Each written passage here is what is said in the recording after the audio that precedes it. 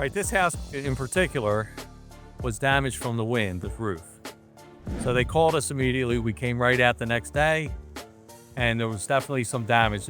So we sent out a guy, and he tarped it before it would rain again. This way, it was protected before we were able to replace the roof, which they did today.